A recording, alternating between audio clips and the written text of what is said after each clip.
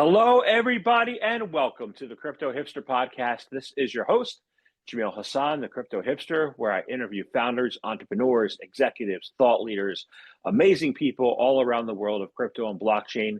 And today I have an amazing guest. She is the general manager of labs at Gitcoin.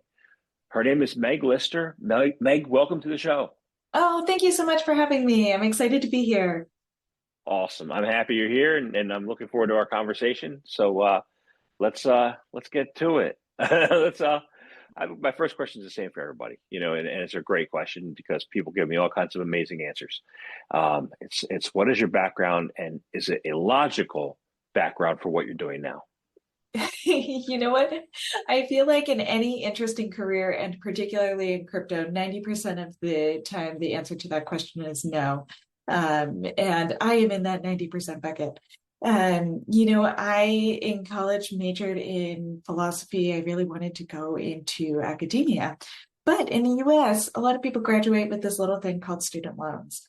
And so I woke up one day and realized, holy shit, I got to get a job. I managed to fall into tech from that background.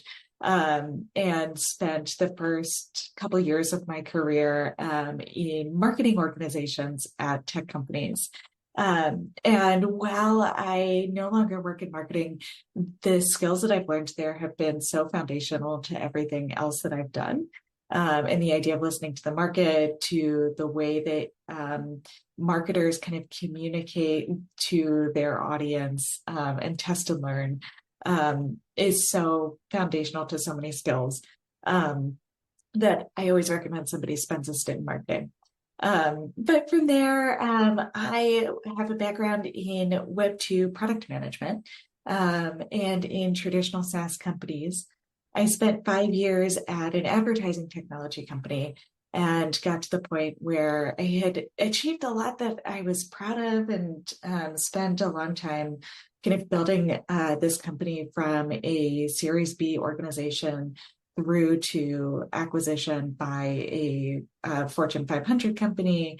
But it felt like everything that we were doing was kind of in service of Google and Facebook profit in the ad tech world. And it gets to a point, particularly when you're passionate about entrepreneurship and innovation, where that's just not fun anymore. And so a friend of a friend said, hey, if you're looking for something really different, you should try this thing called crypto. And that was 5 years ago. I was really fortunate to land at a fantastic crypto company called Flipside Crypto, which provides data analytics for on-chain organizations. I led the product organization there from their seed through Series A scale and launched their flagship product. And then about 2 years ago, had the opportunity to join Gitcoin, again, leading their product organization and now leading our business unit, Grants Labs. Awesome. I interviewed Flipside, I think last year. Oh, no way. I don't remember the person's name. I talked to so many people, but I definitely did.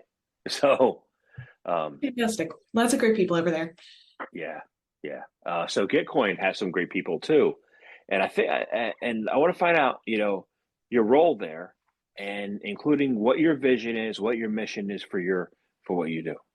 Yeah, so my role there is brought on to lead the product organization, really similar to other points in my career. Someone said, hey, we've got this product idea, we're trying to launch it. Can you kind of get it over the line and see if there's something there? And so I joined Gitcoin. We had just launched this product that was designed to help other grant programs grow and scale. And Gitcoin itself is most known for the grants program that we run. We've done so for years and years, and it got to the point where other people started coming to us. Maybe they were grantees that we had funded before or other ecosystems that were growing up, saying, hey, you guys have been running grants programs forever. What kind of tools or expertise do you have that I can use to grow my grants program? And so we realized we were sitting on something much bigger and decided to launch a product that first could help other organizations run quadratic funding. And so we launched that in 2023 when I first started, and scaled that across our internal use and our first couple partners. we saw a lot of traction with that in alignment with our core vision. And so early last year, we structured the organization to continue to support the grants program that we've been running forever, as well as spin up kind of a separate business unit that we call Grants Labs, that is focused on helping our customers at L2s or large protocols that operate on the EVM to grow and scale their grants programs. And so that is what myself and our labs team are super focused on these days. And we're particularly excited about it because we feel like grants programs are really one of the keys to a sustainable and thriving Ethereum ecosystem. The grants programs are the way that small and early stage builders get funded and encouraged and sustained. And we're really excited about the part we play in that. Awesome. I was at an event last night, and I have a follow-up. I was at an event last night. We're talking about Ethereum, and we're talking about, it seems to be that people are spinning their wheels a little bit or not acting with maybe a sense of urgency that people in other ecosystems, like maybe Solana, are. What's the state of, the growing and building projects that use your grants program? What's the underlying, state there in the space? Yeah, I would say one of the major trends that we notice is not necessarily across ecosystems from Ethereum to Solana, but it has been tricky over the past few years to comply with regulatory guidance appropriately. And so every time we achieve some more clarity from various administrations, things speed up a lot there. I do think that over the last couple of months, we have seen negative sentiment across crypto and across Ethereum, especially. And that is, I don't think isolated to Ethereum, but certainly having an impact on builders. And so our challenge and the momentum that we're trying to build with all of our partners is actually now is the perfect time for grants programs to step in. One of the things that makes me so enthusiastic about grants programs is the way that we saw so many of our partner ecosystems double down on grants in the last bear market. And you can see the ones that doubled down, particularly Optimism as a shining example of this, are the ones that have flourished in the years since. And you see that investment from grants really coming back to benefit the ecosystem on this 1 to 2 year cycle. Awesome. So I think in any case, what I hear about crypto grants programs, and especially Gitcoin, is it's a lot better than traditional grant funding, right? So why is traditional grant funding inefficient? How can we improve it? And why should people embrace coming to the Web3 grants program space? Yeah, I think there are all kinds of problems with both Web2 and Web3 grant funding.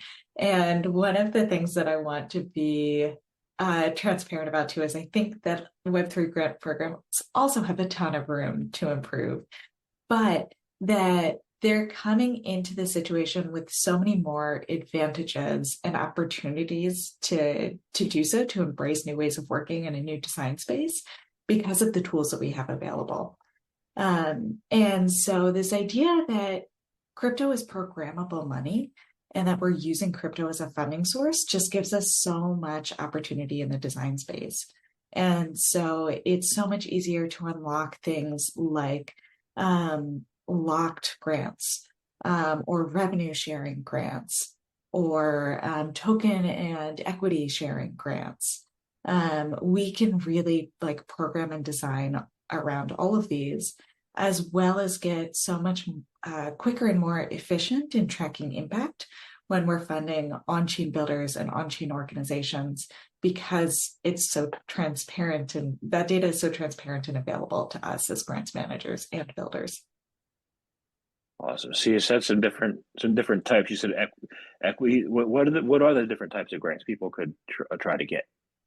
Yeah, so at Gitcoin, we primarily see 3 types of grants. One of them is direct grants, where I, as a grants manager, say, hey, Jamil, here is $10K to go build your program or sponsor your podcast. The other one we see is quadratic funding. So that's a situation where I, as a grants manager, might say, hey, I've got some hunches about what I want to fund, but I don't have all the information. I'm going to crowdsource information from my community to help make that decision. The third one is retroactive funding. So this is where, again, I, as a grants manager, say, hey, I don't have all of the information or maybe all of the time to sort through the data in making a decision about what to fund, but I'm going to compile a list of what's gone on in my organization over the last year and let a few qualified individuals decide how to fund those results, which I think is already a huge step forward over a lot of traditional Web2 grants programs, particularly those retroactive and quadratic funding examples. Some of the things that we're starting to get excited about experimenting with are grants that could be given in any of those contexts, but also unlock some part of either equity or revenue sharing back to the grant funder, and just position both the builder and the funder towards long-term alignment and success. So providing the funder with an ROI for that's smart. That's a good idea, you know. So let's dive a little bit into each of these. So direct, right? I know what that is. Actually, I tried to get one once. I think I rescinded it. It was when I was first struck out on my own to do podcasting, and I didn't know what the lay of the land was, right? But there is a traditional VC model, right, of direct investments, but that fails, right? That fails most Web3 projects. So why is it? Why do they fail? Yeah, VC funding is kind of like Web2 funding in the same way that we talk about it. It's good at some things and not good at some other things. I saw a thread on Twitter the other day about how VC funding in crypto has declined dramatically over the last few years, which is not a surprise to any of us. And the commentary there was, hey, there's still a lot of opportunities to be funded in crypto and a ton of economic potential. All of us here and probably listening to the podcast are really bullish on the long-term outlook in crypto. But this disconnect between things that are getting VC funded and the overall excitement in crypto has something to do with VC investing in crypto not being very profitable lately. VC funding looks for a very particular type of opportunity. They've got a very particular, time window for that return too. And so using something like a revenue sharing investment vehicle or an equity sharing investment vehicle just really opens up both kind of like the risk profile for the investor, the opportunities to get involved, and I think could really broaden the pool of who is funding and investing in Web3 outside of VC.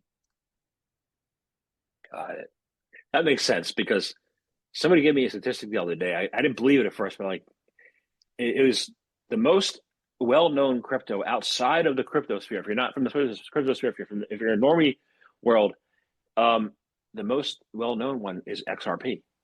And I'm like, that doesn't make sense to me in crypto, but the VC, I guess, they look at things a lot differently. So yeah.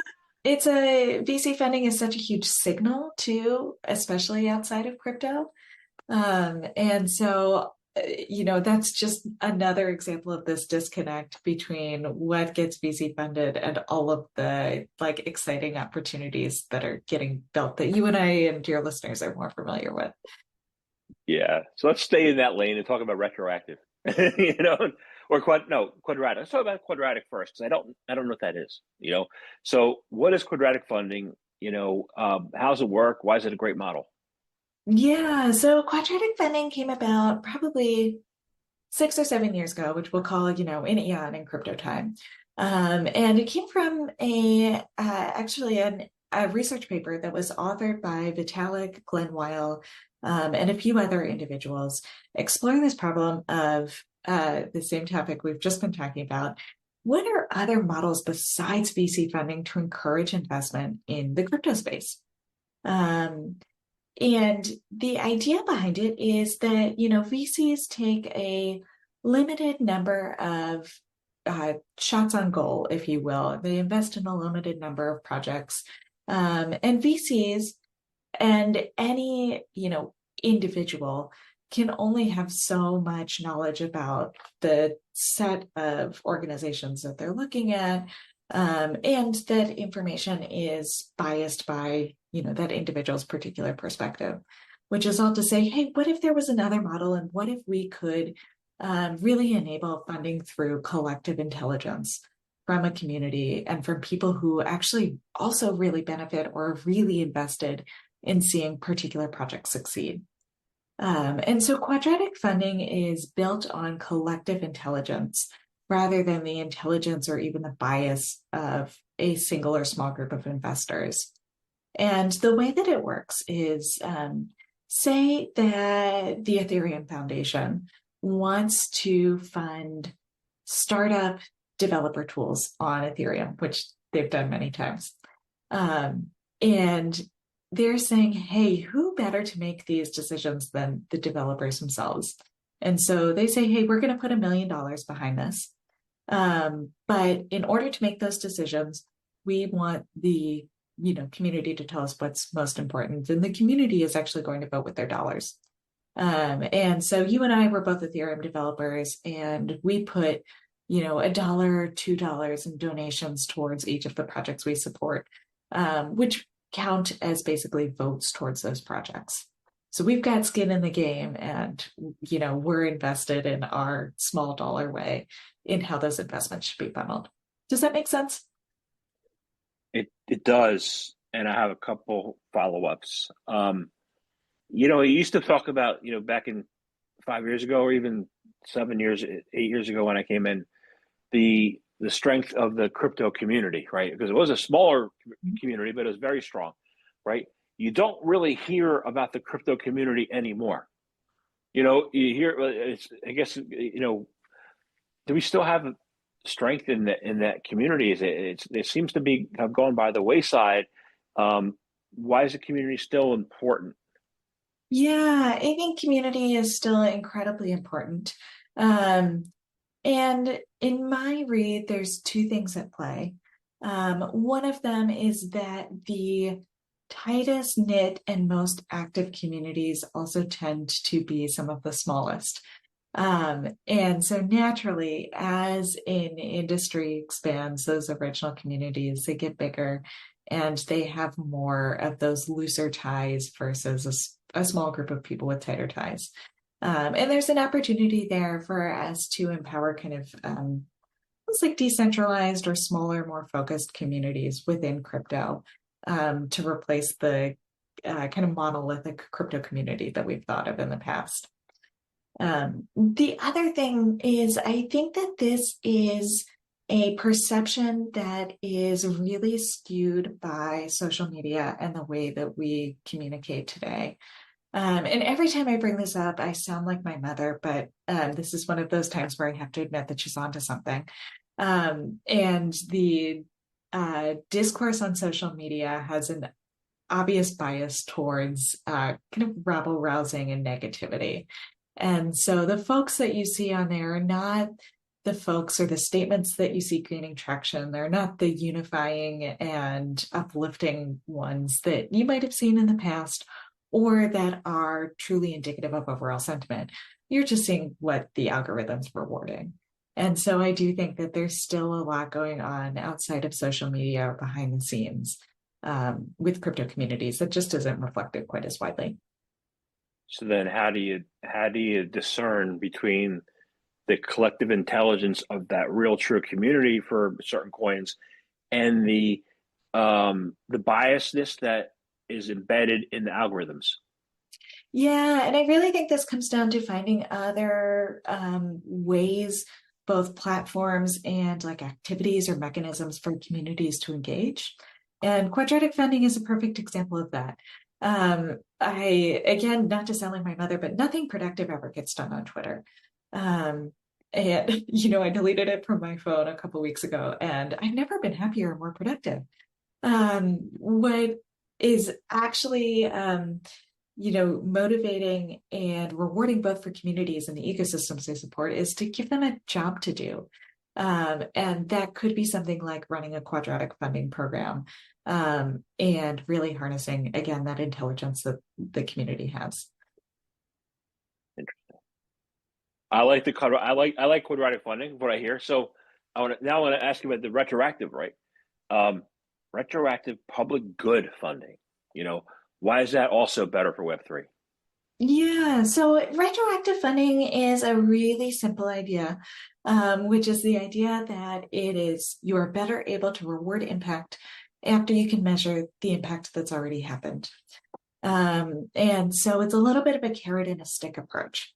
Um, I say, hey, if you want to build in my ecosystem, amazing. I am going to give $10 million at this time next year to the products that have succeeded in attracting the most users to my L2, which is actually very close to Optimism's playbook.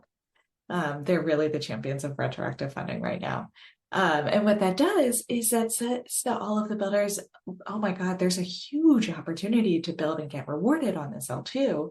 I want to start right now. I know the parameters of how I'm going to get rewarded, and the rewards are there. And then on behalf of the people who are managing the grants and putting those $10 million up, you know that you're only rewarding for actual impact once it's already happened. You know, you hear a lot about meme coins. You hear a lot about different kinds of investing and making a quick buck. I think crypto's, as far as impact investing, as far as social good, as far as the areas that could be impacted positively, you don't really hear about the promise of blockchain too much anymore currently. Why is investing for social good still important? Yeah, I think that we see this in Web3 and elsewhere too. There's a lot of fluctuations in social good narratives. And sometimes those are tied to, like, hey, social good or environmental causes are good for us to invest in when we have the money or when the economy is doing great. We see that in regular old politics. We see that in Web3. And our philosophy at Gitcoin is to abstract away from that for two reasons. One, because regardless of the economic climate, you want to be investing in the things that are good for your community and ecosystem overall. It's not about funding special interests or pet projects. We're all early stage builders who are trying to fund things that are going to grow our ecosystem. And that's really what we focus on, is what are the levers that are going to help you grow your ecosystem, whether or not those are social impact public goods or for-profit goods. That's not really the categorization that you should be using for funding. And the second one is just because it's become such a murky definition, particularly in such a new space that draws so many diverse voices. Settling on those definitions is almost a full-time job in itself, and not one that feels very high ROI. So what you're saying is there's a need to, like, a lot of Ethereum developers I talk about account abstraction, right? So what you're saying is really narrative abstraction is equally, like, it should be equally important. Why should people say, okay, take on the role of engaging in narrative abstraction? Narrative abstraction is such an interesting way to put it. I might say that narrative abstraction is a way to reorient on the higher level strategy. And that strategy is the why behind what we're funding. And so it's not the what. It's not, hey, we're funding public goods, or hey, we're funding developer tools. It's, hey, we're funding growth in our ecosystem. And these are the three ways that we'll measure that, or these are the three, growth verticals that we see. Awesome. So under and two, if the dissipation in this narrative, in it was caused by, I'm thinking about it, I think it's caused by COVID. The decline in the importance of focus on community narrative has been impacted by the after effects of COVID. Yeah, I saw a study. We just hit in the US at least, like our 5-year anniversary of when COVID really hit and lockdowns started rolling out. And I just saw a study of the percentage of Americans who are reporting higher rates of loneliness, and lack of regular social communication. And so those definitely seem correlated. Yeah, interesting. Just interested to do further studies on that. So, what other new categories of funding do you think offer a substantial improvement over traditional funding? Yeah, so one thing that we're interested in is just continuing to push the boundaries of some of these popular mechanisms like quadratic funding and retro funding. We have just rolled out a version of retro funding that operates on like metrics-based funding. And so instead of analyzing individual projects, we say, hey, I want to most reward the monthly active users in this ecosystem versus the new TVL brought into this ecosystem. And so you're voting on metrics rather than specific projects. And I think that one's pretty interesting. We're also working on more metrics-driven funding and creating like leaderboards or metrics-based milestones that unlock new funding for projects. And experimenting with different payment methodologies too. So to go back to the, hey, it's programmable money, we can do so much with it. What if we experimented with different ways of locking grants, or of streaming grants, or even of creating like preferential lending pools for the recipients of grants? Awesome. So there's a lot to look forward to, and there's a lot of good way. Yeah, I remember 8 years ago, I helped a startup put together a VC presentation, and they started for, I think it was for heart monitors, and he didn't get the funding because they didn't like the color blue on the graph on page 32. And I'm like, that doesn't work, Yeah. So lots of good options. This seems like you've come up with. So great. Awesome. So I want to thank you very much for your time today. I enjoyed speaking with you. And one last question is, how can people find out more information about you, about Gitcoin, about Gitcoin grants program? How can they do that? Oh, wonderful. We actually have a new launch of the Gitcoin grants program. Applications open at the end of the month. And you can find more information about that at gitcoin.co or on any of our socials. As much as I just disparaged them, we're on Twitter at Gitcoin, and on Farcaster at the same handle. For me, you can find me at meglister.com or any of my socials at meglister. Awesome. Thank you very much for your time today. Thank you. It was such a pleasure to talk to you.